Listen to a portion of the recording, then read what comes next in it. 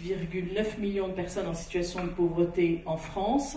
Le seuil de pauvreté étant à 1025 €, il se définit de la manière suivante. Il est à 60% du revenu médian. Le revenu médian, en gros, c'est 1800 €. Il y a la moitié de la France qui gagne plus, l'autre moitié qui gagne moins. Donc on fait 60% de ce revenu médian et on arrive exactement à 1025 €. Il y a des rapports qui ont parlé de 50% du revenu médian, c'est-à-dire ceux qui vivent avec moins de 850 €. Il y a le 40% du revenu médian, ceux qui vivent, et là c'est 5 millions qui vivent avec moins de 850 €, et puis il y a ceux qui vivent avec moins de 680 €, et là c'est 2,2 millions de personnes. Mais une fois qu'on a dit ça, nous ce qu'on trouve, c'est que définir la pauvreté simplement par un manque de revenus financiers n'est pas suffisant. La réalité de ce qu'on voit, c'est que la pauvreté c'est un non-accès aux droits. Un tiers des personnes qui devraient bénéficier du RSA ne le demandent pas, tellement les démarches sont compliquées, tellement justement on risque de les accuser de fraude, et de fait du coup ils ne le demandent pas. C'est quoi l'accès gratuit à l'éducation en France aujourd'hui, et le droit à l'éducation et le droit à la formation, quand en fait des familles en situation de précarité n'arrivent pas à ce que leurs jeunes suivent ces formations-là? Je pense qu'un enfant qui a 3 ans, qui a 5 ans, il n'a pas décidé d'être pauvre, en tout cas c'est pas de sa faute s'il est pauvre. Comment on peut faire pour donner l'espoir à nos enfants? Parce que quand on les scolarise, quand on les emmène le matin à l'école, on espère qu'ils auront une vie meilleure. Et quand on voit les chiffres, la France est quand même placée en 2016 26e sur 70 pays. Le constat il est fait, on sait que voilà que la pauvreté, les adultes, etc. Mais là c'est même plus, c'est plus que ça. Il faut qu'on se réveille. C'est l'avenir de nos enfants, il est déjà fait. Mais que fait l'État? Grigny. Pas les bons, mais ils ont cité Grigny comme étant la ville la plus pauvre, sinon la plus déshéritée de la France. 45% de la population qui vit sous le seuil de la pauvreté à Grigny. Et nous sommes à la porte de Paris. Porte de Paris où on constate effectivement qu'il y a des inégalités. La région Île-de-France, je la connais, 15% de personnes pauvres. Grigny, c'est 3 fois plus, 45%. C'est 2 tiers des enfants qui vivent sous le seuil de pauvreté. C'est-à-dire que la question de l'enfance pauvre est extrêmement importante. C'est fou le nombre de gens qui n'ont pas leurs droits. Et bon, les collègues du CCAS sont là, elles peuvent en témoigner aussi. Il suffit des fois d'une facture qu'on ne peut pas payer, et quand elle défile la plotte, eh ben, il y a plein de droits qui ne sont pas acquis. Et oh, vous croyez, hein, oh, c'est nécessaire, oh non, puis j'ai trop honte. Et puis arriver à dire à la personne qui est en face, je suis dans telle situation, j'ai pas de travail, ma femme m'a quitté, enfin bon, tout ce qui arrive, évidemment, quand on est dans ces situations-là, c'est très difficile. C'est pas une aumône qu'on vous donne. Le revenu d'activité, moi j'ai honte de le demander. Franchement, je vous le dis, j'ai honte de le demander. Parce que je me dis, j'en ai pas besoin. Avant, on avait le droit. Aujourd'hui, quand on a le droit, on est pointé du doigt, en fait. Le non-recours, c'est pour l'État 11 milliards d'économies tous les ans. Je vous ai dit, c'est 5-6 milliards sur le RSA. Tout le reste, ça fait 11 milliards. L'État ne vous est absolument pas reconnaissant de faire des économies. Je tiens à vous le dire. Il ne vous est reconnaissant de rien du tout dans cette histoire. Un autre marqueur des inégalités, c'est vraiment la question de la santé. Voilà. Le taux de mortalité infantile, c'est le chiffre dont on parle avec Madame Été régulièrement. Le taux de mortalité à Grigny, c'est celui du Bangladesh.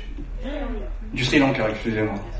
Voilà. C'est juste pour qu'on se rende compte de cette réalité. Et ce qui m'inquiète, c'est qu'on a des moyens pour faire des centres commerciaux, mais on n'a pas les moyens de faire des docteurs. En France, il y a beaucoup de gens qui ont envie de réussir leur vie, mais quand on s'attarde à beaucoup d'administratifs à faire, des montagnes de papiers à remplir pour gagner quoi, 15 €, 20 €, je pense qu'en France, il faut arrêter avec cette paperasse de merde. Je regrette, comme beaucoup d'autres, que le rapport Borloo soit jeté comme ça dans la poubelle. Parce qu'il y a une des propositions qui répond justement à cette question de stage et d'alternance. On fait tout pour tourner l'attention sur le vrai ennemi. Je pense que qu'on soit au sud ou au nord, vous l'avez bien situé, par rapport à l'espérance de vie, c'est surtout la question du système. En tant qu'on n'interroge pas le système, on ne va pas s'en sortir. Dans ce monde-là, 26 personnes détiennent la moitié de la richesse de la planète. Vous voulez me dire que ces 26% sont les plus intelligents de toutes les 6 milliards de population? Mais c'est faux. Mais le système est organisé comme ça. On ne doit pas l'accepter. On ne luttera efficacement contre la pauvreté que si les personnes en situation de pauvreté participent à l'élaboration des dispositifs, des lois et de ce qu'il faut faire. Enfin, je veux dire, c'est ces personnes-là qui savent. On a les moyens de détruire la pauvreté si on en prend, si on prend les bons moyens, si on le décide réellement. On a bien réussi à abolir l'esclavage, et ben nous on pense que de la même manière, on doit pouvoir abolir la grande pauvreté. Et c'est important de se fixer ce cap-là, parce que si on continue à dire qu'on va diminuer la pauvreté, on exclut les plus pauvres. On a des enfants qui sont ballottés d'hôtel à hôtel, qui parfois ils sont à Étampes, qui doivent se lever à 6h du matin pour venir à Grigny. En général, les familles où il y a un espoir qu'ils s'en sortent, ils se les gardent sur Paris. Et celles où il n'y a pas de solution, on les envoie ici. C'est la réalité. L'hébergement en permanence, c'est insupportable. Les gens, ils veulent pas un hébergement, ils veulent un logement. Évidemment, si on fait le coup de la chambre d'hôtel, enfin je veux dire, mais c'est pas rentable financièrement. Mais voilà, ça permettrait largement de payer un loyer. Moi, j'ai une maman qui m'a dit, mon fils, tous les jours, il a la boule au ventre. Il y a des jours où il va pas à l'école parce qu'il fraude. Et on a plein de lycéens dont les parents sont en situation régulière qui se retrouvent avec un tas d'amendes. C'est pas une chance. C'est pas une chance la réussite. C'est un droit. Chaque enfant devrait avoir le droit d'être dans l'école de la réussite. Aucun enfant ne naît programmé pour l'échec. C'est complètement anormal qu'il y ait tant d'enfants qui sortent du système scolaire. Voilà. Et c'est parce que le système scolaire doit se réformer en profondeur. Et si on a de si mauvais résultats à PISA, c'est parce que aussi les enseignants français font partie de ceux qui sont le moins bien formés. On ne serait plus dans cette situation où personne n'est trop pauvre pour accéder au logement social. Les sans domicile fixe, c'est 200 000 personnes en France. Vous voyez les chiffres que je vous ai donnés tout à l'heure.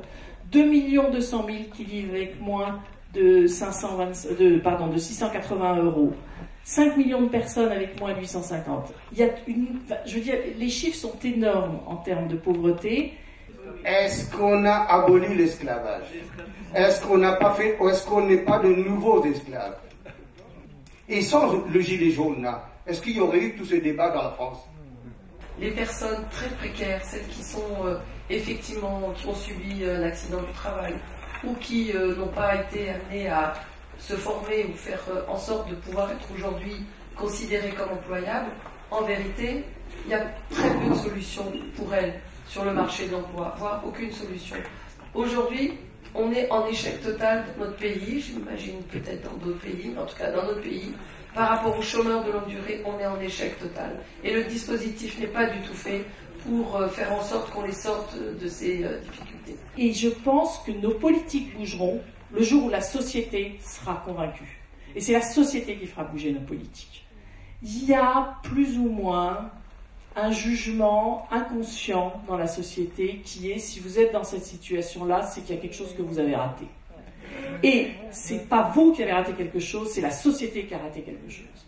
Et ça, tant qu'on n'arrivera pas à changer, et ça c'est une bataille, mais voilà, de tous les instants. Et il faut convaincre autour de soi. Le but c'est l'éradication de la grande pauvreté. Hein. On n'a pas d'autre but. C'est pour ça qu'on l'a appelé pauvreté, inégalité, mais je trouve que le mot dignité est un peu plus fort, permet de retourner la chose et de se dire que c'est un droit. Et donc si c'est un droit, on ne fait pas un vol, et donc on n'a pas à avoir honte. Et qu'au contraire, il faut faire appliquer le droit, puisque c'est ce pourquoi beaucoup agissent aujourd'hui et se sont mobilisés hier pour que nous en soyons là et que nous disions on peut vivre dignement plus fort.